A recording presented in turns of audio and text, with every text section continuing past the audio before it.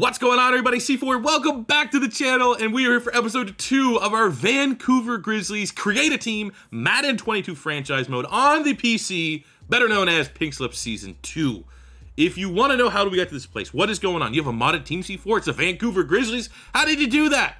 Go check out episode 1, kind of laid the groundwork, laid the foundation for this series. If you clicked on this video and you don't know what Pink Slips is, I'm sure someone can give you the long version in the comments, but essentially, big picture, Pink Slips is you win a game, you win a player. You lose a game, you lose a player. Now, there's other things that go into that, but that's generally the concept of this series. Where we are right now, we are a 65 overall. Our team is very, very bad, and we always apply a little bit of a safety net to our squads because right now, we will, this episode, set our team captains. And what your team captains are, well, within Madden, you can apply 16 captains. And for Pink Slips, where if you lose a player, those 16 captains are your 6 players that are completely off limits. No matter if you win, lose, or draw games, well, you win, you can upgrade from them, but they are completely protected from being poached if you lose a game. So we're going to set those right before we hop into the preseason here.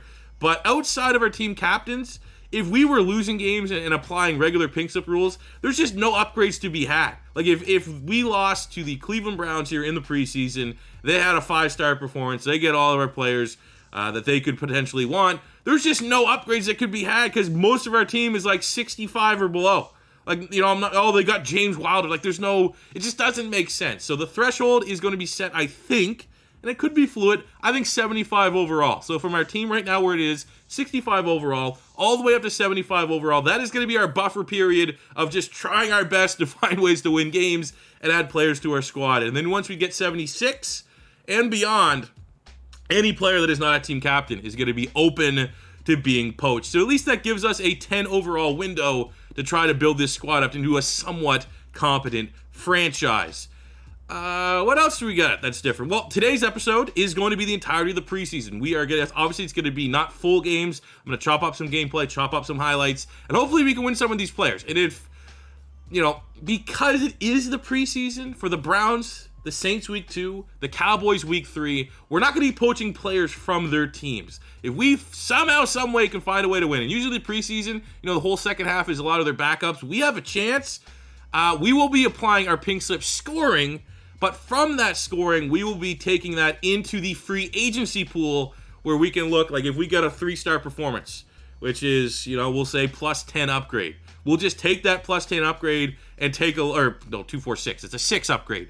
We will be taking that upgrade into free agency where we can, there's some nice guys in here. To be completely honest, like looking at some of these free agents, at QB, maybe not so much, but you do have RG3, Nick Mullins, Boat, running back, Carlos Hyde, Todd Gurley, giving him a second chance at redemption there for sure. We have a wide receiver, Tyrell Williams, Golden Tate, Funches, Richie James, Kiki Kute, Alshon. We can bring Alshon. Tavon Austin, moving to running back. Just get weird with it. Tight end, we have Mr. Philly Special himself, Trey Burton. Some interesting pieces there on the offensive line. Assembly. We got Forrest Lamp, 27. You got Schwartz, Fluker, former first-round pick Isaiah Wilson's just chilling there. On the defense, looks, pretty solid. Vernon. We have Geno Atkins still doing the damn thing. Deshaun Hand, he's only 25. Jabari Zuniga, a little bit of Gator bias. I would love to add him to the squad. Cam Wake, Ageless Wonder. Reuben Foster.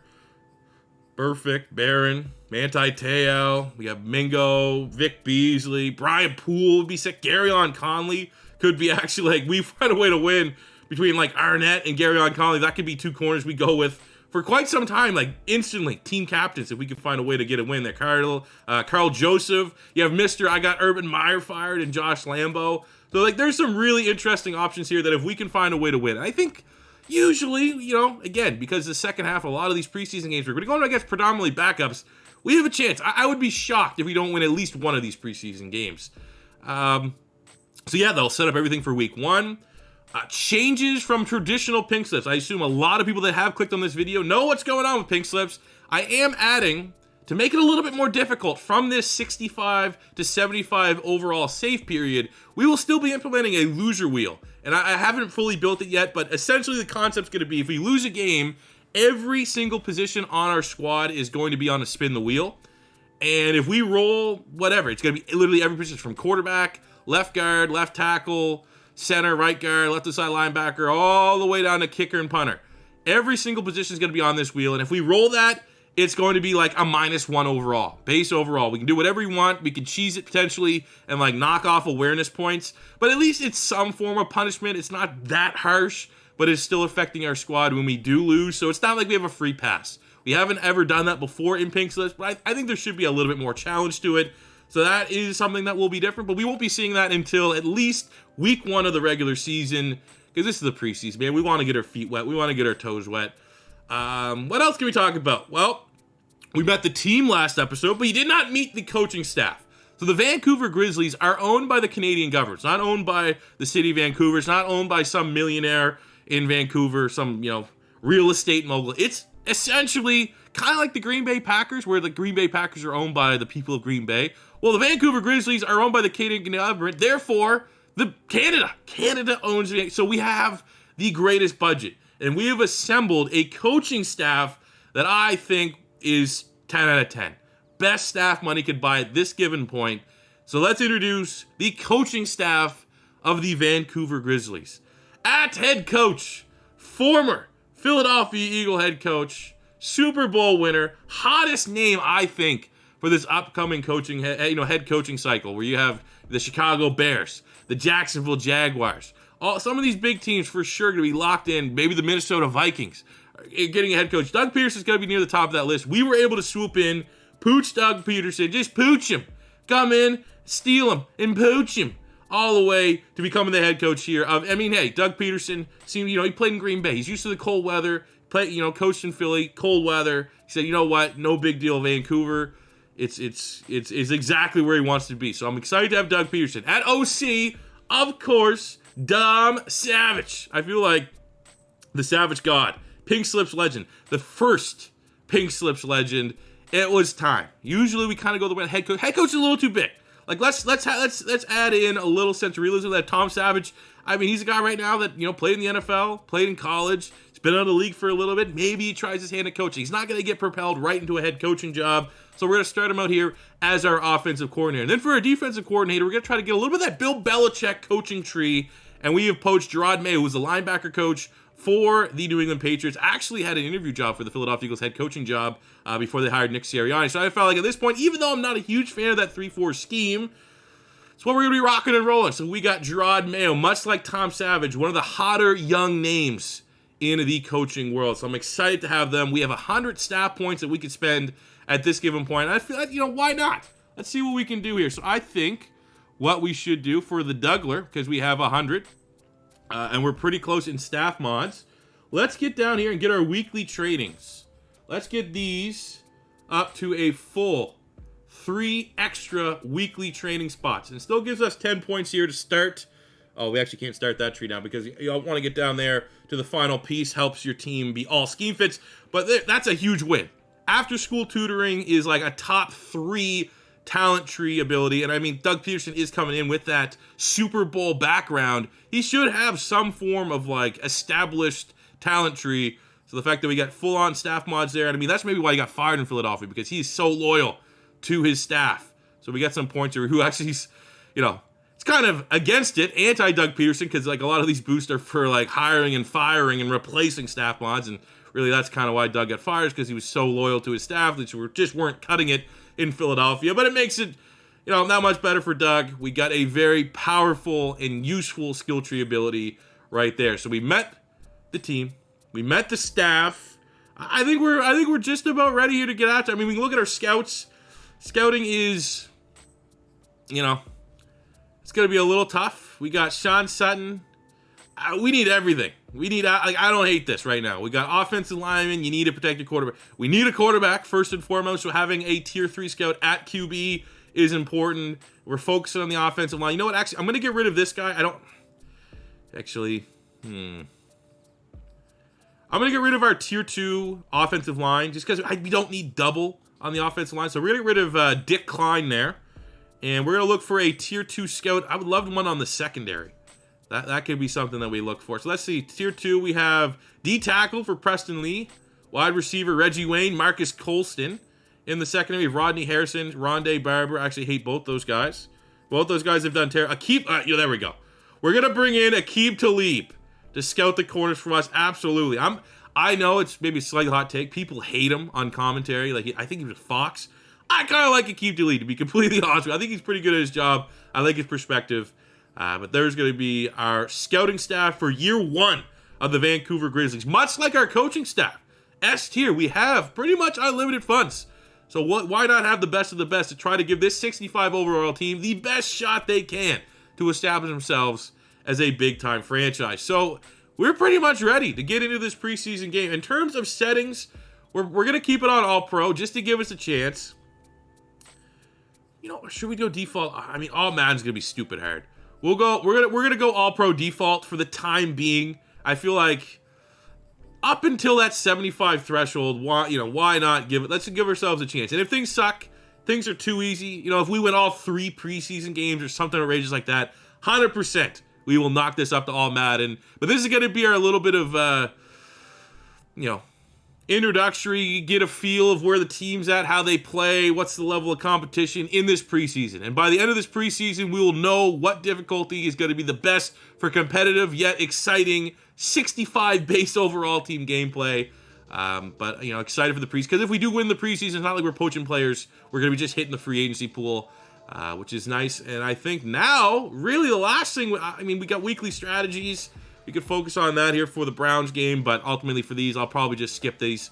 At least in terms of highlighting them in the videos, we'll skip them until we get the regular season. But let's get our best players here focused. Mine as well, man. Stand back. No reason that guy should be getting any of our XP. Alaric Jackson at tackle. Actually, I don't hate that one. Chuba Hubbard, Josh Palmer, I still almost feel like you got to give it to your best players. You got to give it to the guys with the dev trait. Those are the guys that are going to grow and develop the quickest. And at this point, our team's so bad, you kind of just need to focus on that.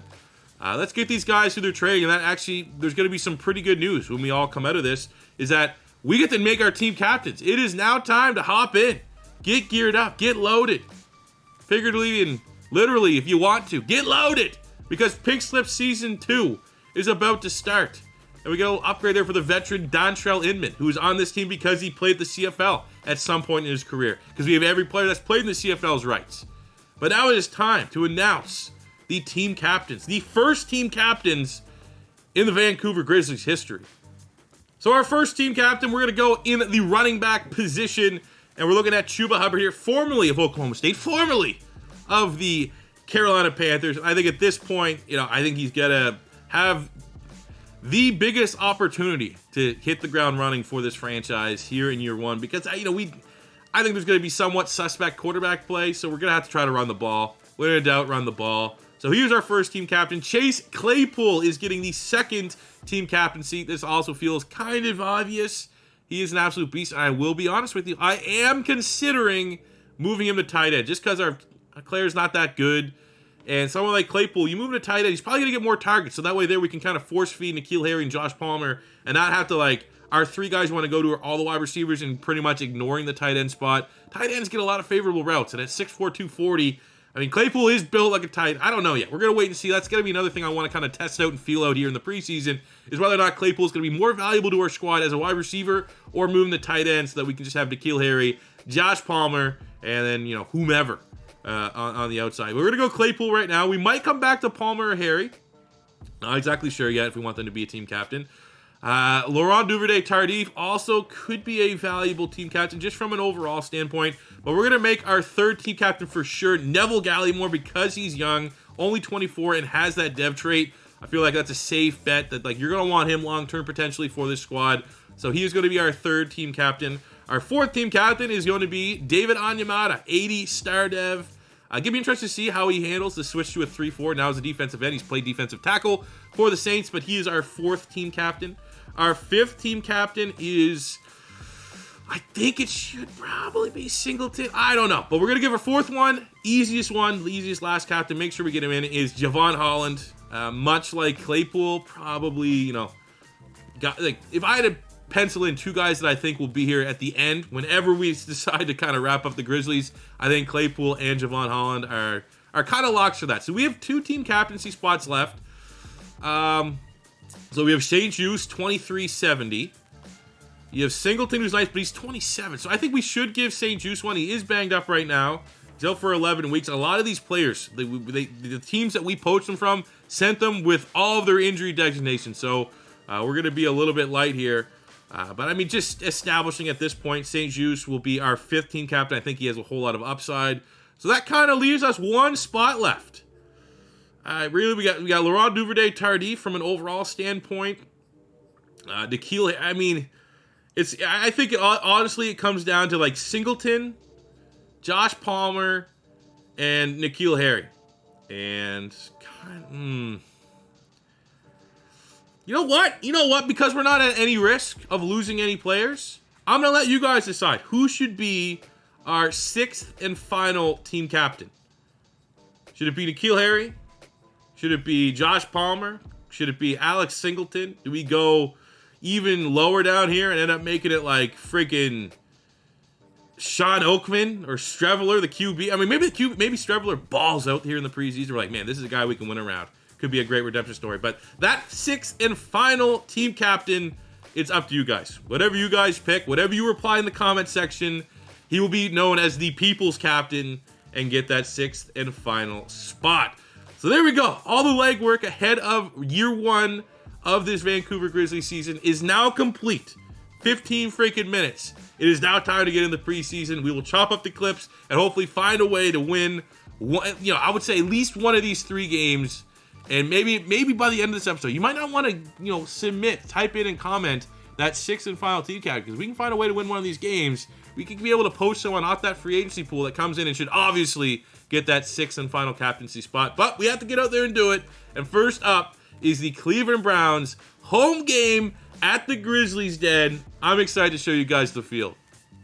Let's start this one out right. I've tried recording this multiple times. Look at that stadium. Should look beautiful. We got Doug Peterson there at the helm.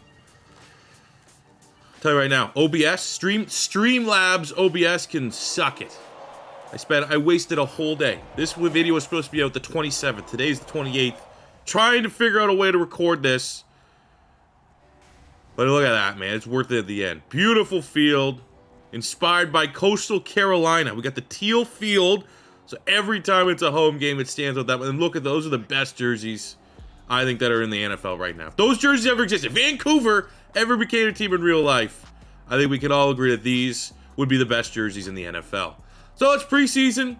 I'm playing the full game, so you will see hopefully both offensive and defensive highlights. But we're obviously going to condense them because we have 3 games we want to get through here. And hopefully when all's said and done, we can get a player or 2 and improve our squad ahead of the beginning of the regular season on the road against the Houston Texans. Let's get into it.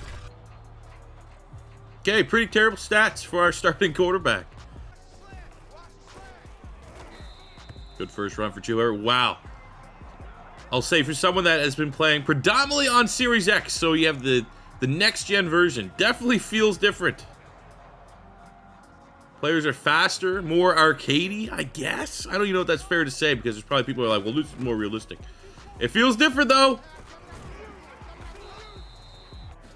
Can we complete a pass? Let's go to Eau Claire at tight end. Actually, wasn't a great pass, but able to move the chains. Check down here. Get Claypool involved. Open and drive, man. It can't ask for a better start than this. Oh, no. Run away! Run away! All right, Myles Garrett completely takes that drive over. 4th and 26. We don't have Freddie Mitchell, but we will attempt a 56-yard field goal.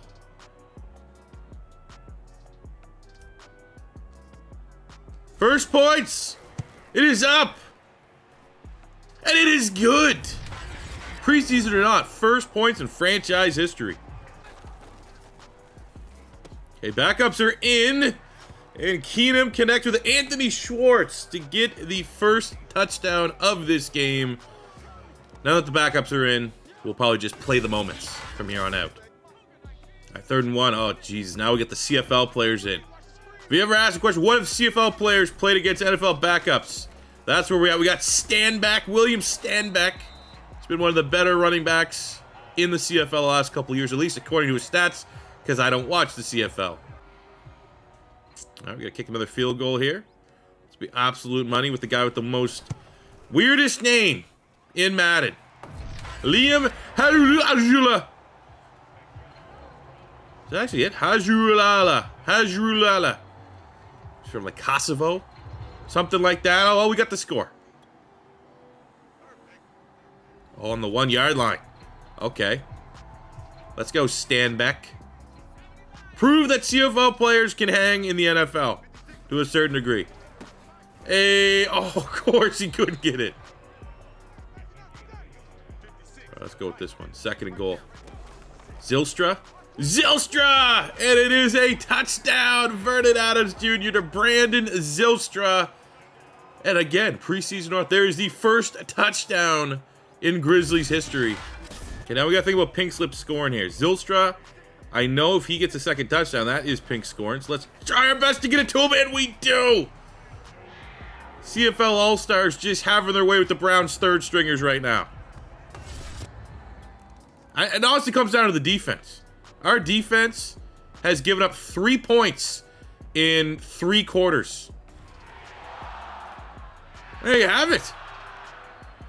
On default, All-Pro, CFL All-Stars. I mean, we're playing for upgrades.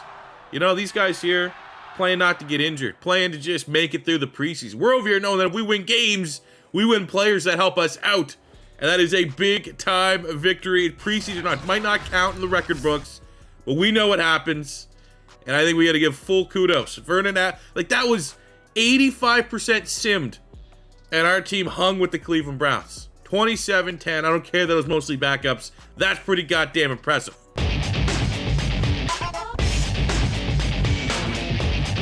So taking a look at the Pinks' score. We won the game, and we won by 14. So we got 1.5 stars just from the victory itself. When we go in the player stats, I mean, you can't be anything but impressed from Vernon Adams here. 250 yards, 2 touchdowns. That is not any Pink scoring, though. The only Pink scoring we got from a player was from Brandon Zylstra. 6 catches, 61 yards, 2 touchdowns. He gets a half star for getting those 2 receiving touchdowns. So all in all, it gives us a 2-star performance, a +4 upgrade that we can get from free agency. From training, going from week 2, I felt like just getting the training done so that we have our max potential upgrades, and we just got a nice little upgrade there for Streveler, up to a 61 overall now. And look at that, man. He's shaping up into a quarterback I think we could do some damage with. Now, let's take a look at free agency. Let's get another player added to the squad ahead of our 2nd preseason game. So our first upgrade had a couple different options. I'll lay them out to you and decide. I mean, we're going to have 2 more games, especially if our team sims the way they simmed against the Browns. We might have another chance at landing another player. But at quarterback, we can look at bringing in RG3 as our starter. I just honestly feel like Streveler at 61, and he's younger, and he's faster. Like, he's, you know, RG3's skill set is kind of diminished. You know, you want to use it for the scrambling ability. It's not there, and I'm going to be honest, I'm not anti-Kaepernick for what he is on the field. I hate Colin Kaepernick for what he's been to Madden franchise. So I just can't do that. We have at wide receiver a couple options.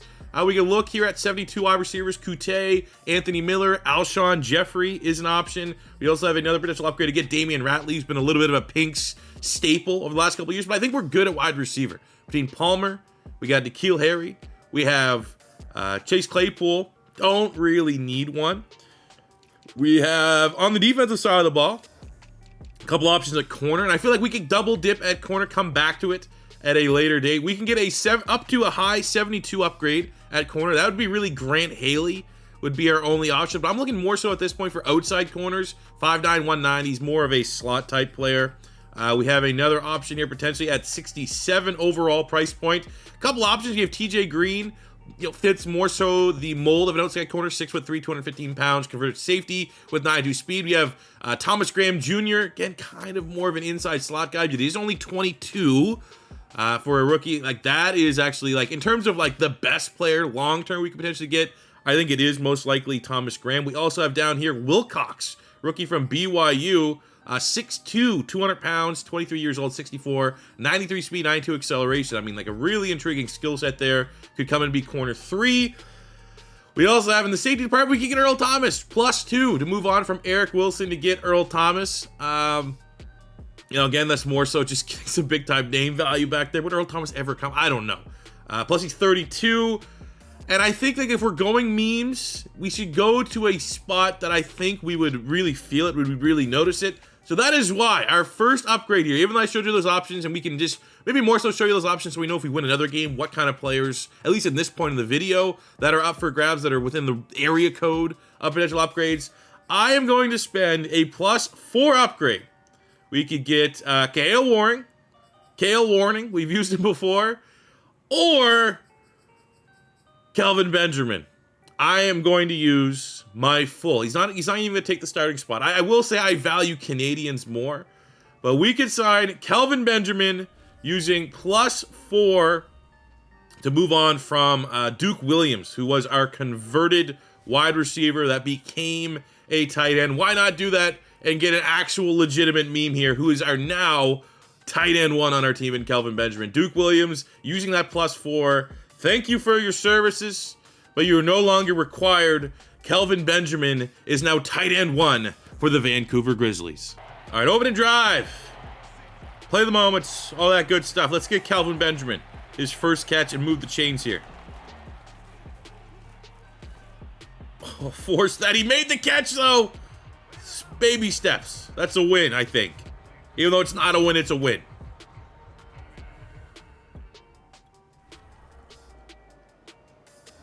Defense trying to get a stop, but the Saints are able to score. And now we're taking up here a 3rd down at around midfield.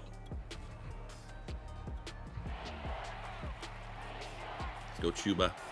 Let's go, Chuba. We're going to need a lot of this year, buddy. We're going to be relying on you. Be our workhorse back there. God, those jerseys are fire.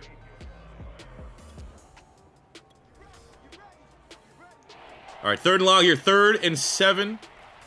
We got Josh Palmer is the guy we want to look for. Kelvin Benjamin, maybe at the sticks. They got the Mario Davis on him. Let's give Palmer a chance, and he's up, and he has it in his mitts. Drops to the turf. Still no points for Vancouver in this game, and the Saints are not playing around. They're not like the Browns. They're not underestimating us. They're kind of giving it to us so far here in the first half. 3rd and inches. Oh, let's go, Chuba. Whoa, he hits the burners, man. This guy here was a sprinter. And you're seeing it. That gotta be Claypool. That gotta be Claypool, man. That's the one thing you're good at is jump balls. Get on the board. All right, well, did talk about the new wheel, the loser wheel. Obviously not going to apply to the preseason, as we're not even winning players from the Saints, so there's no risk. It's all free agents, and right now it's all field goals for the Grizzlies. Man, this Zylstra guy, every time we do pink slips, every time, there's one player that plays way better than their ratings, and this Zylstra guy, Brandon Zylstra, 2 touchdowns last week. He seems to be the guy that might have to, earn more reps.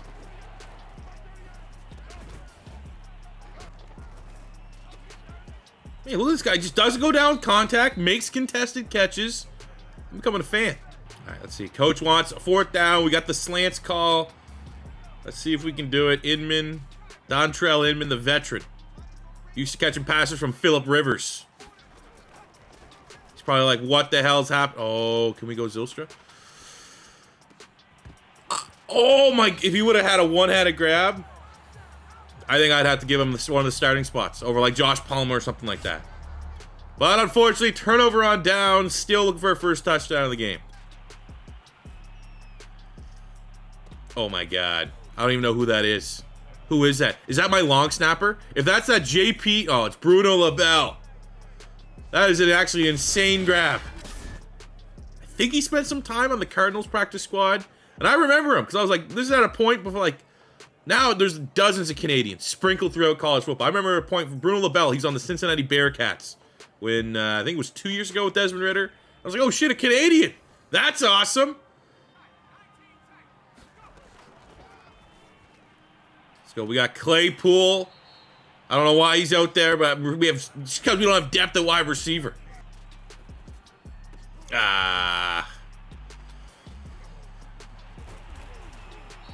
Like the aggressiveness. Paulson Adebo, the rookie out of Stanford with the pick. And this is probably a little bit more in line with what I thought the results, sim or not, were going to look like. Proving that our game against the Browns was a little bit of a fluke. No players will be added here. I mean, looking at what we did here today, I mean, neither quarterback can really be satisfied. I mean, 63 yards for Chuba, 5 yards to carry. That's pretty impressive. 50 yards for Zylstra, 49 Inman, 49 N'Keal Harry. We had 37 for Claypool. LaBelle had an outstanding touchdown. Maybe pressure's on that tight end room because we brought in Kelvin Benjamin. On the defensive side, Obong Bemiga with 8 tackles and an interception. Cool. I like seeing that. 3 TFLs from David Onyemata. A sack from Sam Agualvin. And that's, you know, not a bad performance. Still pretty bad loss, though. So our third and final preseason game here against the Dallas Cowboys. Dallas gets the first score of the game, up 7-0. Why do I feel like this is going to get pretty ugly? Hopefully, you know, they pull their starters here soon, and we'll have a chance to make some ground up against the backups. Alrighty, 3rd and 9.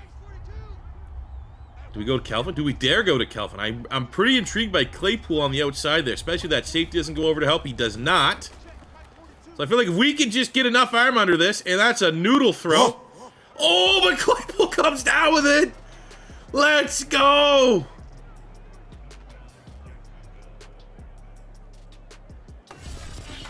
You love to see this, man. Noodle armed it from the star.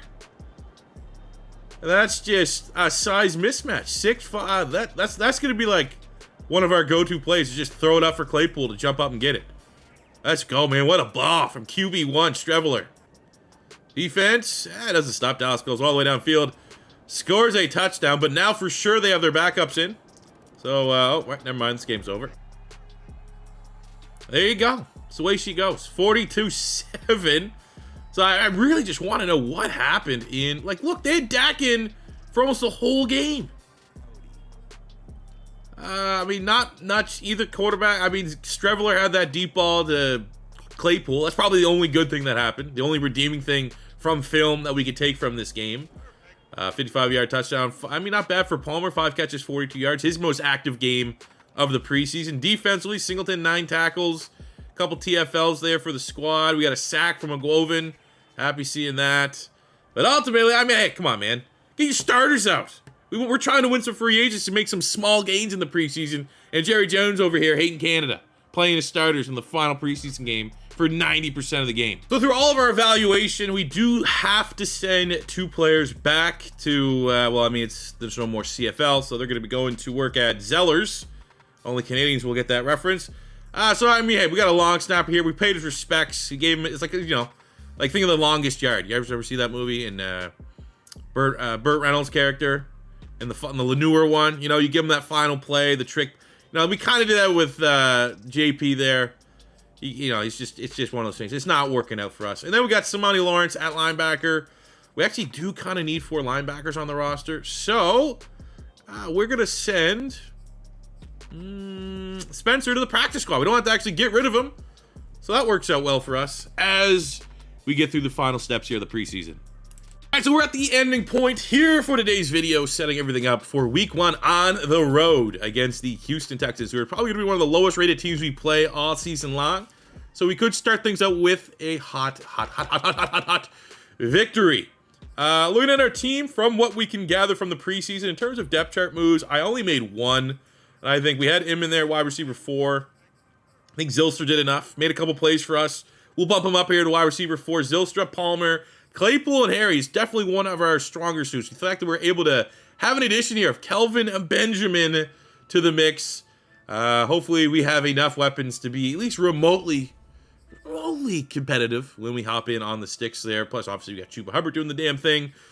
Not too much was able to, you know, take from the defense. What I did notice, I was like, all right, when are we getting our guys back? Because again, I said some of these teams sent their players, regardless or not of injury, if they were Canadian or CFL tied, like, oh, well, you can have them. So we had St. Juice, who's injured, who would instantly be our corner 1. He is still out for 7 more weeks, which stings for sure. I mean, it's good knowing that we got him going forward, but that's a little tough. And the worst one, I didn't even really notice this. And I noticed, I knew he was hurt, but look at this, Eric Harris, who's supposed to be one of our bigger times, 74 overall, 30 weeks. See you in, like, next year, buddy. He's out here collecting workers' comp. He's gone. So we're going to need Javon Holland to step up there. He's going to have to be the leader of this entire secondary, not just the safety room. And hopefully he can, you know, elevate those around him, get the other guys, get them in the right positions. He's wearing probably the play caller helmet along with Singleton. We're going to need some guys to make some plays. So, as we wrap this one up, fellas, the only real thing I need from you is who should be our 6th and final team captain. Quick reminder of our current team captains. We have Javon Holland, David Onyemata, Chase Claypool. We have Chuba Hubbard. We have Neville Gallimore. And Ben Shang-Chu. So we still have that one spot up. Do we dare give it to Kelvin Benjamin? Do we give it to a player with some upside like Josh Palmer that we just don't want any risk of losing? Or Singleton, single collar on the defensive side? Does N'Keal Harry get it? He's only 23. Maybe we can complete the career revival of N'Keal Harry and make him live up to that first-round draft billing when the Patriots select him. Or do we protect our best lineman and a goddamn saint on this earth, Laurent Duvernay Tardif, MD? He's a damn doctor out here. So let me know in the comment section below what you guys want to see for that. I would love to hit the like goal for today's video. 1,000 likes, 1,500 likes, somewhere in that range. That would be pretty dope. I will say, and you know, we're still doing holidays and all that stuff, but if we get 1,500 on this video, I think my plan all along was to have one more episode of this drop before the new year. We hit 1,500. I will be strongly persuaded to get 2 Grizzlies episodes out before or including January 1st, from now until then. So hopefully you guys are digging this series. Obviously, it's just been a couple little snacks, little quick tastes. Haven't been able to fully dive in. That is very much coming, but I hope you guys are still equally hyped. And then, as impressed, I'm impressed with the work that has gone into this series, this team, this creative team, and I'm really excited to get into it full bore, Pink Slip Season 2 style. So thank you guys very much for watching. As always, your first time stopping by, don't be afraid to hit that subscribe button, special like button if you want to hit that like goal, and you enjoyed today's video. And I'll see you guys back here on the next one. Thanks for watching, and peace out.